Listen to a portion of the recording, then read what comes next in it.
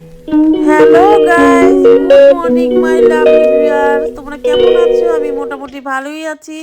আমি চলে গেছি আজকে শুক্রবারের বাজারে। এই শুক্রবারের বাজারে যাওয়ার কারণ আছে।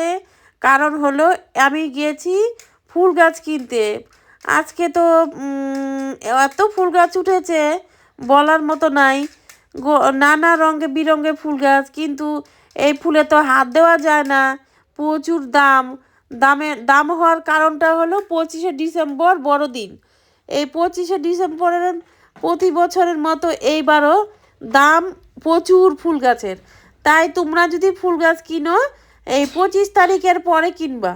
25 তারিখের পর ডিসেম্বর মাসটা আর কি, বড়দিনের পরে ফুল গাছ কিনলে দাম কম পাওয়া যায়। সবাই তো কিনছে, ডিসেম্বর মাস আসছে, 25-এ বড়দিন করবে, তাই এই ফুল গাছের দাম হয়েছে প্রচুর। আর ফুল গাছ ভ্যারাইটিস রকমের ফুল গাছ উঠেছে। এই গাঁদা ফুল, বোতাম ফুল, পরে হলো সাদা গেন্দা।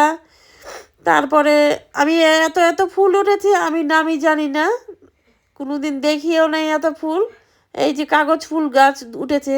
একটা ফুল গাছ, একটা পাতাবাহার গাছ দাম করেছি বলে 80 টাকা দাম।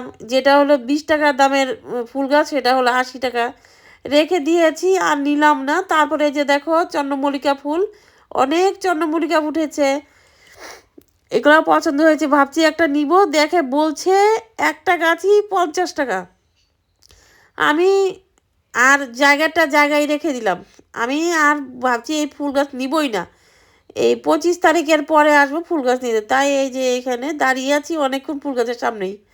ঘোরাঘুরি করার পরে আর কোনো কিছুই দামের সাথে মন পড়তা পড়লো না। তারপরে আর কি করব, ভাবলি বাড়িতে চলেই যাই, পরে আসবো। আমার ভিডিওটা যদি ভালো লাগে লাইক কমেন্ট শেয়ার সাবস্ক্রাইব করিও। টাটা।